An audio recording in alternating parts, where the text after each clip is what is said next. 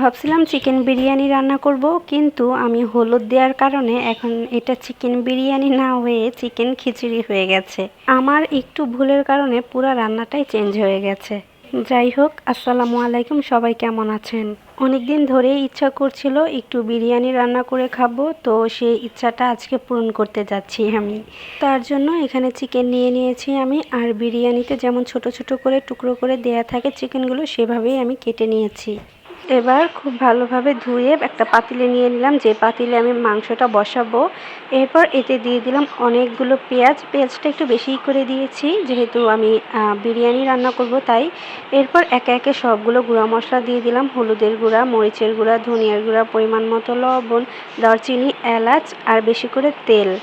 আমি এখানে ভুলটা করেছি যে আমি এখানে হলুদ দিয়েছি, হলুদ না দিলে আসলে এটা বিরিয়ানিটা একটু সুন্দর একটা কালারে আসতো। এবার আমি মাংসটাকে খুব ভালোভাবে হাত দিয়ে মিশিয়ে নিচ্ছি। হাত দিয়ে মাখানো যে কোনো তরকারি কিন্তু অনেক বেশি মজাদার হয়। মাংসটা চুলায় বসিয়ে এবার এতে তেজপাতা দিয়ে দিলাম আর একটু নাড়াচাড়া করে দিচ্ছি। এই বিরিয়ানি রান্নাটা আমি এই প্রথমেই করতেছি, তাই আর কি আমি কোনো কিছুই বুঝতে পারিনি যে হলুদ দিলে কালারটা চেঞ্জ হয়ে যাবে। আচ্ছা যাই হোক, ভুল থেকেই তো মানুষ শিক্ষা নেয়। এরপর এতে আমি 5টা আলু দিয়ে দিলাম। আসলে বিরিয়ানিতে আলু থাকলে আমার কাছে সেটা অনেক বেশি মজাদার লাগে, আর আলু ছাড়া যেন বিরিয়ানি অসম্পূর্ণ। আলু দিয়ে কিছুক্ষণ নাড়াচাড়া করে নিলাম, আর যাতে তলা দিয়ে লেগে না যায় তার জন্য খুব ভালোভাবেই নাড়াচাড়া দিচ্ছি, সাথে মাংসটাও কষানো হয়ে যাচ্ছে।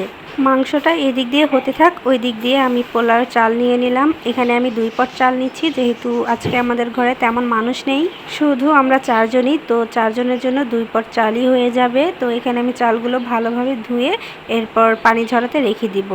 এদিক দিয়ে আমি একটু মুরগির মশলা দিয়ে দিচ্ছি। আচ্ছা, আমি কিন্তু এখানে আদা রসুন বাটাও দিয়েছি, যেটা আমি ক্লিপ নিতে পারিনি। তো এখানে মশলাটা দেওয়ার পর এবার ভালোভাবে মিশিয়ে নিচ্ছি, আর মাংসটাও প্রায় কষানো হয়ে গেছে।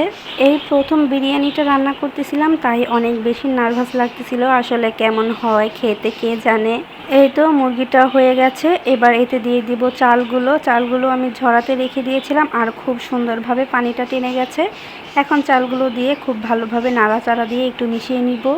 এই তো এবার এখানে ফুটন্ত গরম পানি দিয়ে দিচ্ছি, আর এখানে আমি যেহেতু 2 পট চাল নিয়েছি, তাই 2 পট চালে 4 কাপ পরিমাণ পানি দিচ্ছি। এই পানিটা দেওয়াতে আমি অনেক বেশি কনফিউজড থাকি, কারণ এখানে যতটুকু চাল দিতে হয় তার ডাবল নাকি পানি দিতে হয়।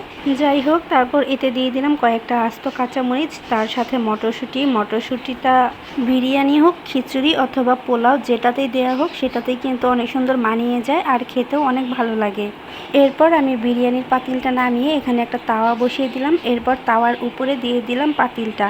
এখন এটা ভাপে আস্তে আস্তে হতে থাকবে, আর আমি মাঝখানে এসে এসে কিছুক্ষণ লাড়া দিয়ে যাচ্ছি। এই তো অলমোস্ট হয়ে গেছে, আর দেখতে কিন্তু অনেকটা বিরিয়ানি হয়েছে, যদিও কালারটা আসেনি। তবে এটা খেতে কিন্তু একদম পারফেক্ট বিরিয়ানি হয়েছিল, অনেক বেশি মজা লেগেছিল। আর প্রথমবার হিসেবে আমি সব কিছুই পারফেক্ট দিয়েছিলাম আলহামদুলিল্লাহ। সন্ধ্যায় অনেক বেশি ক্ষুধা লেগেছিল, কি খাবো সেটাই বুঝে পাচ্ছিলাম না, তো ভাবি বলল রুটি ভেজে দিই, সেটা খাও। কিন্তু কি দিয়ে খাবো সেটাও বুঝতেছিলাম না, তো ফ্রিজে ডিম ছিল, তাই ভাবলাম একটা ডিম পোচ করে নেই। এই ছিল আমার আজকের ভিডিও, আর আমার রান্নাটা কেমন হয়েছে অবশ্যই কিন্তু বলবেন। আজকে এখানে শেষ করছি, আল্লাহ হাফেজ।